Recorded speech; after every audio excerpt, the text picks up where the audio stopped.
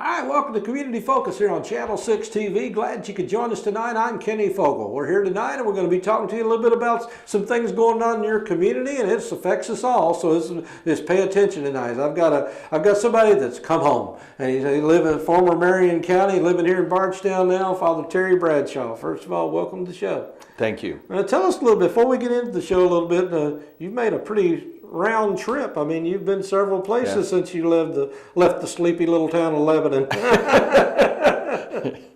Yeah, so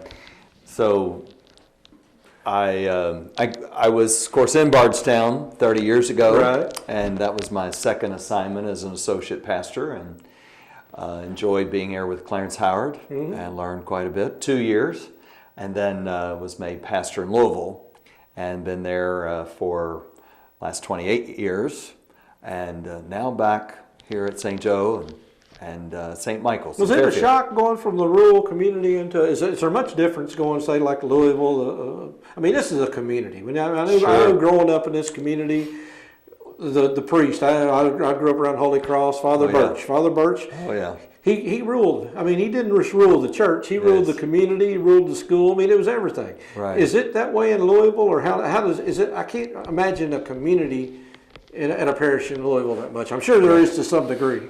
Well, I was pastor of 3 different parishes. One at St. Bartholomew in Buchel, right next door to GE, and that is a particular kind of community, different, kind of structure. Went to St. Athanasius down the road, about 4 miles on the other side of GE.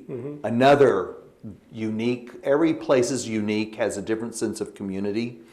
And then at Norton Commons with the St. Bernadette and Prospect and Westport Road areas. Definitely another unique kind of community.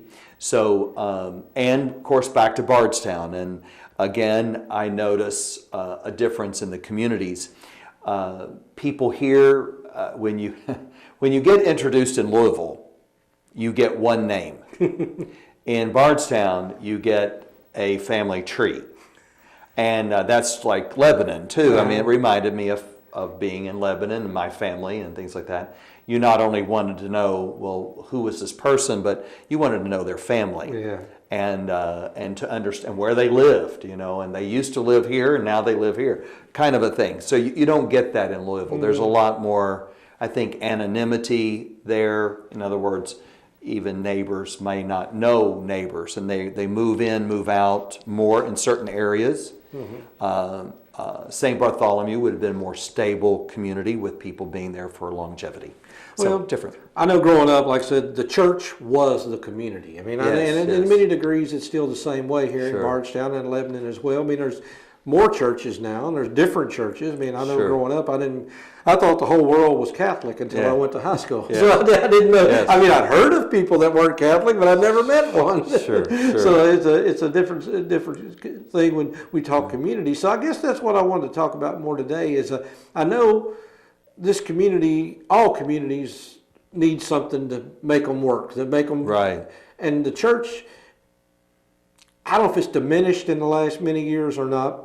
But you've got a program coming up here pretty quick to bring people back to the church. Sure. Is that something that we actively need to be working on, or I know that's something you actively working on? But what can we do to make that happen? Well, I think that in society in general, with there are changes with media and the electronic world, that kind of thing, that sometimes disconnects people from one another and from a community. And there is a great need, I think, to continue to welcome people back. I think people get lost. I think when they get disconnected, they lose a sense of purpose. The world can be, it's a beautiful place. The world has a lot, you got to have as a new baby, and the world is new again. But as you grow and get older, and that you recognize that the world has many challenges, and becomes tougher. And so if you don't, from my perspective, if you're not anchored in faith, and if you're not which anchors you, faith will draw you into community and anchor you there. And without an anchor, the ship can get blown off course and hit the rocks, and that.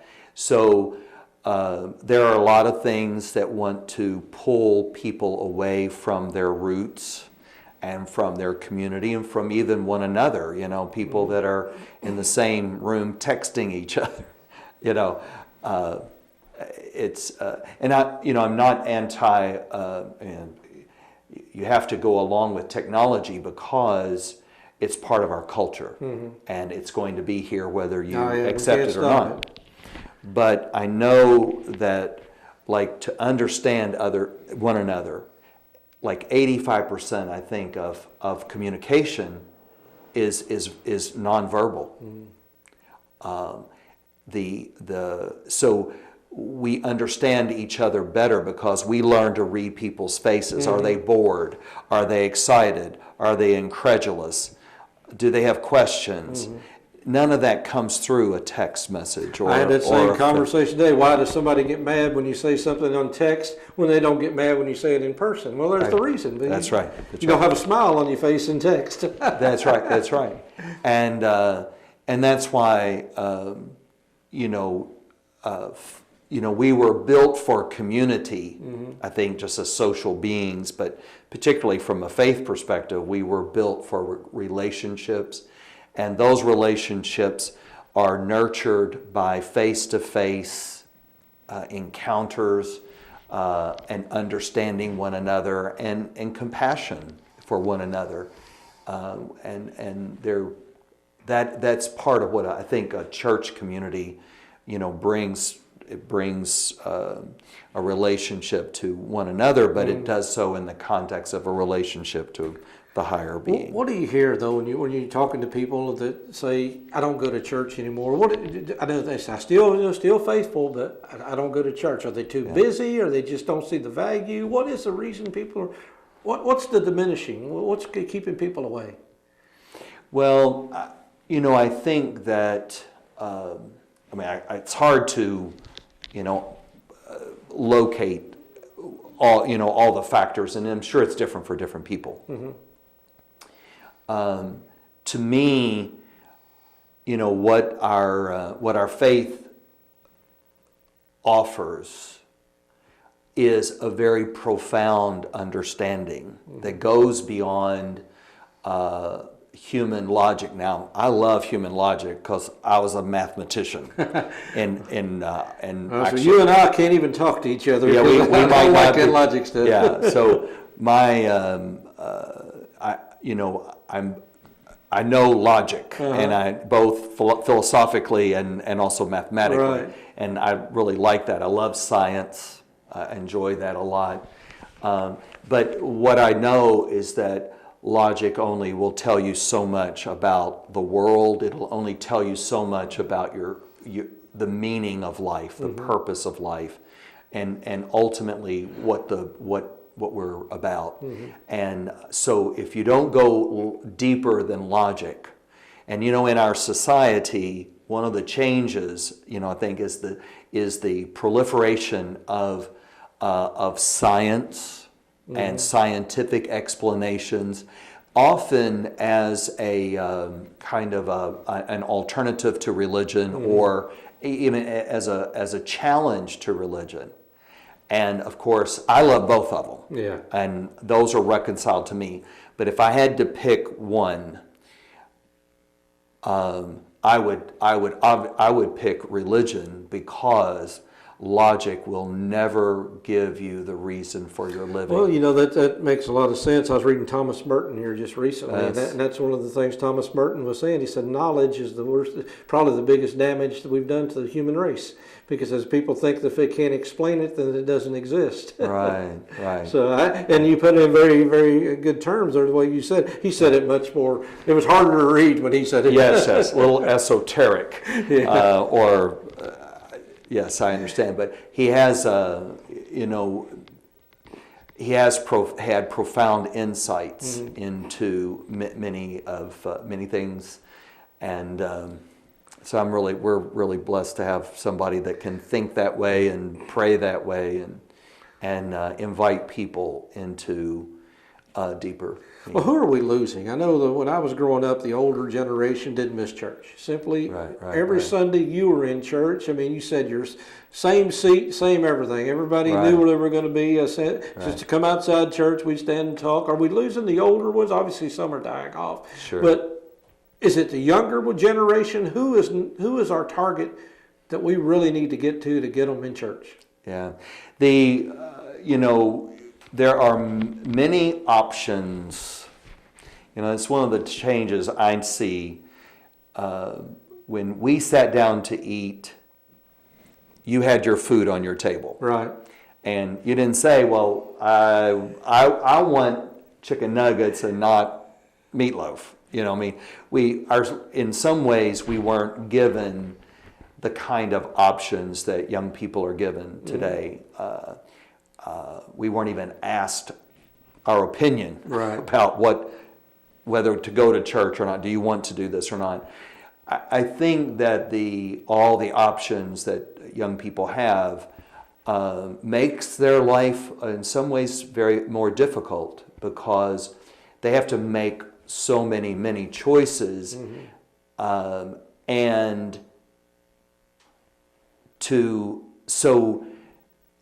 I think on Sundays, there are a lot of choices, including you can go to sports, play golf, or well, just take all the sports programs. They've intruded into the Sunday time space. Traveling teams, which was never an option. We didn't have traveling teams when we were growing up, but now people travel to Florida for a volleyball tournament. Well, they're gone from the community. You know what I mean? So the mobility, which is a choice that we have, but I really, really wonder how many people really feel at home in their skin because they're not at home. They're not at home for meals with their family. They're not at home in a church community. It can be spotty because they've got all these other options.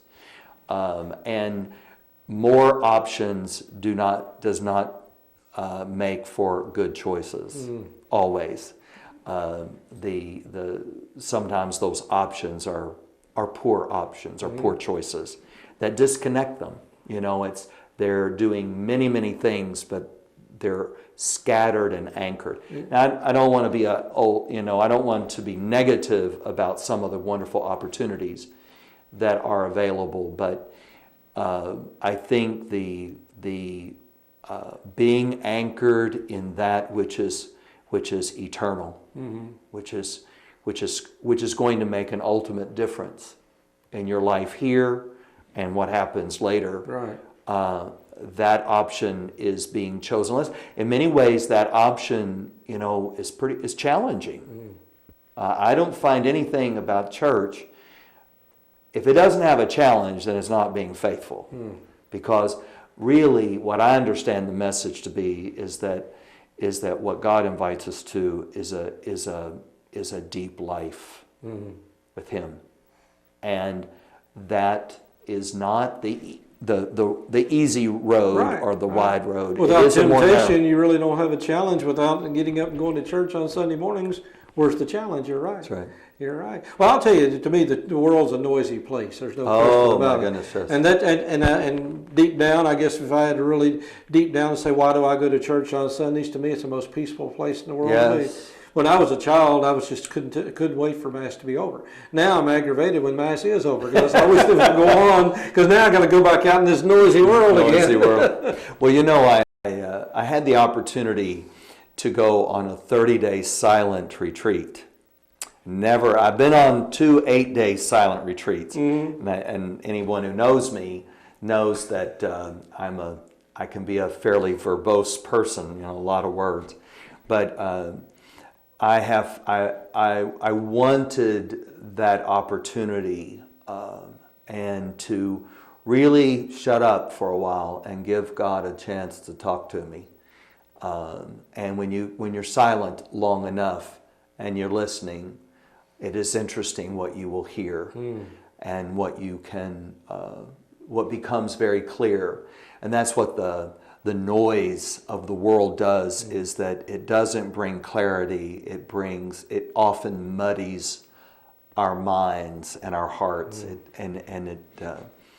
So the quiet that you're talking about, I think that's one of the reasons that people go to Gethsemane, that type of thing, is they're really seeking quiet in order to let the noise subside so that they can actually hear something deeper than just noise. So February, I know that there's a target date for when we're going to be sending out some letters and trying to encourage some people to come on back and join us and to listen, for us to be a part of the community, to make them feel like they're wanted. I mean, is that a part of? Do they not feel wanted? Or sometimes, I think.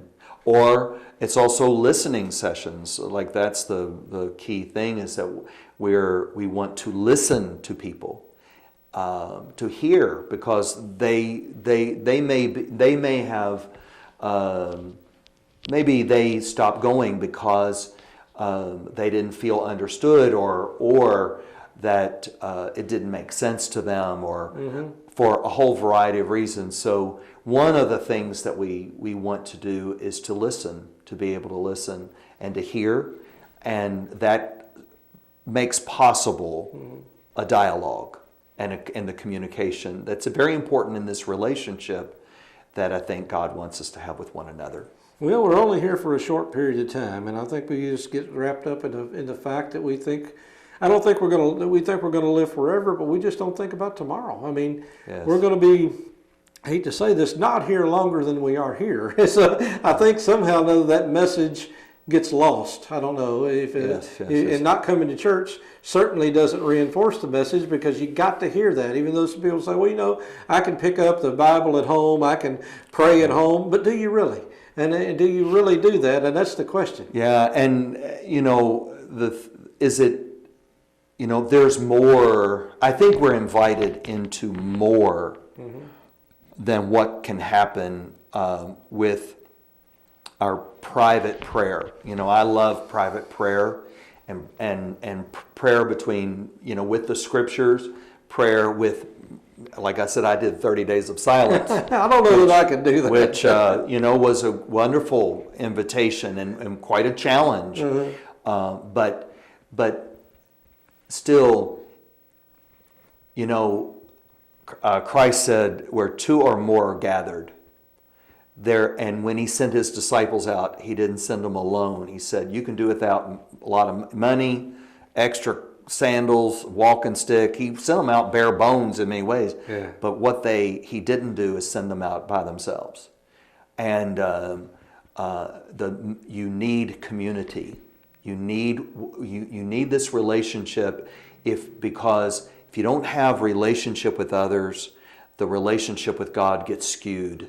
And that often, if in the news you hear about mass murders and shootings and things like that, often it's young men who get very isolated from community, and they lose their way. They get these crazy ideas and this anger and everything, and like they want to strike out. But see, we need each other. We need community, and in order to be balanced. And it's in any family. Just where two or more are gathered, you're going to have an argument. Probably. You've been in my family before. Yes, and I'm in one of them myself. But you see, so it's a challenge to be in community. But you see, God is always challenging us to get out of our little self and to be a part of the big self.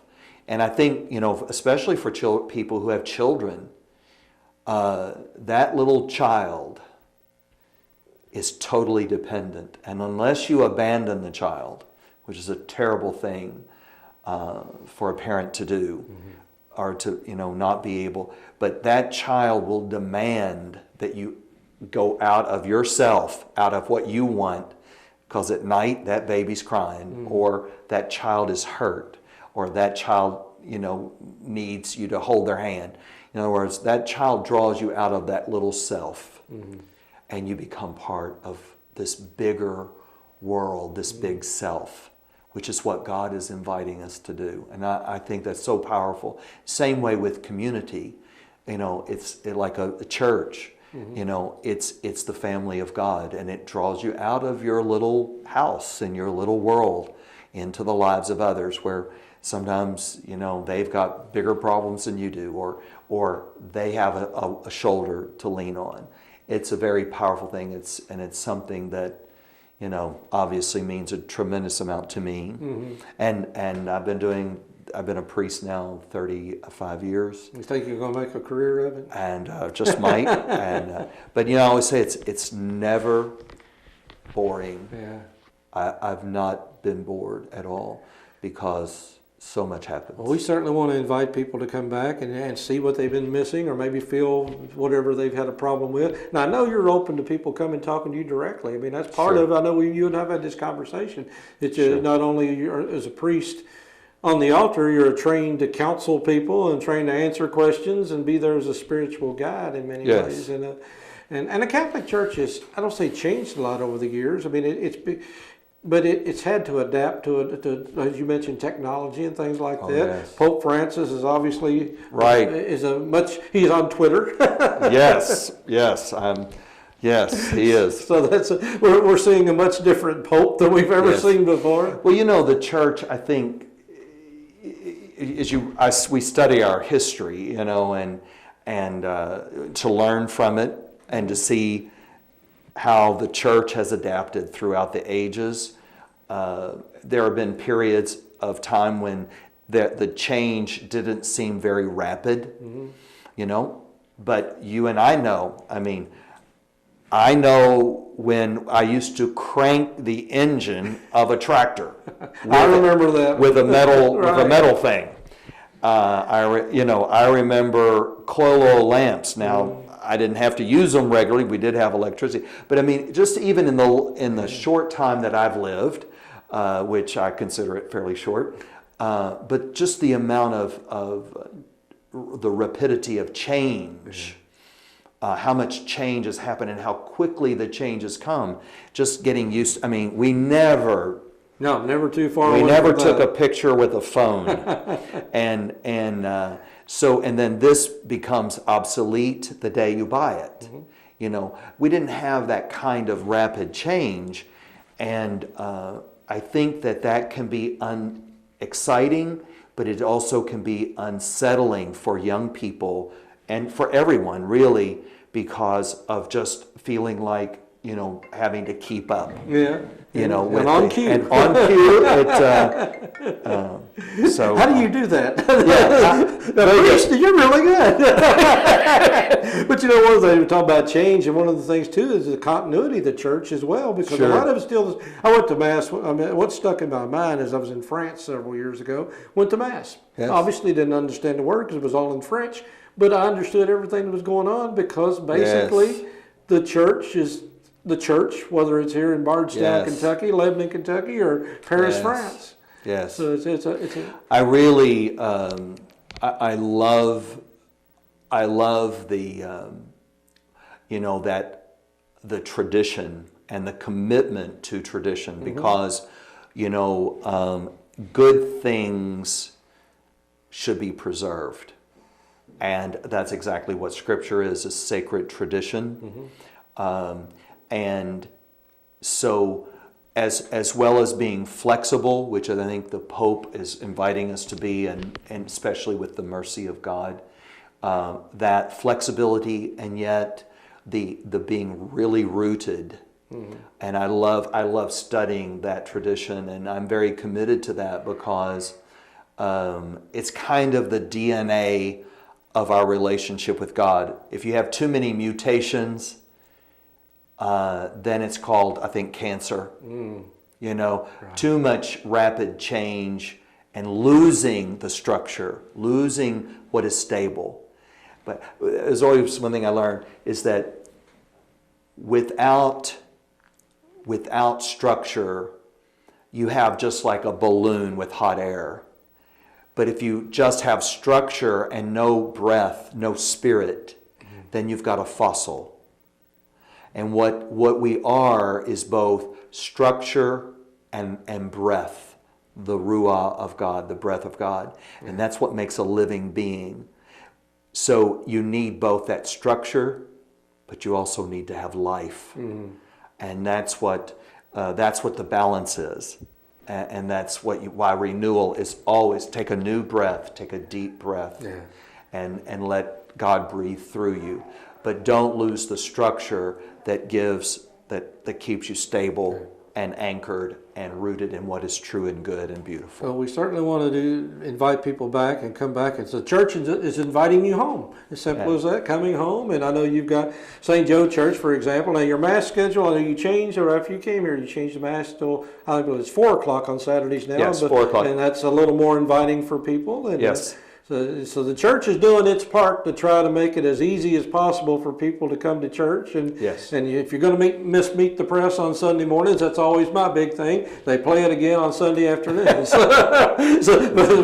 get to church, and like I said, and you generally always have a really good message. And I've never slept through one of your sermons, so you're doing a good job. I have my eyes on you. In fact, I watch everyone because I said, well, if they get glassy-eyed, I think, maybe I lost them. So I care about the message being communicated. Well, absolutely. Well, Father, we do appreciate you being here today. Well, thank you very much. And again, we do appreciate coming back to Bardstown in Central Kentucky. I know it's got to be good for you as well, and we certainly want to welcome you home as well. Thank you very much. All right, well, thanks for Father Terry Bradshaw, St. Joe Cathedral here in Bardstown. We certainly invite you to come back and visit your church. If you haven't got a letter or something coming up next month, come visit anyway. The door's always open. They don't even charge admission. So come on in, and we'd love to see you. We'll be back just in a few minutes here on Community Focus, Channel 6 TV. We'll be right back.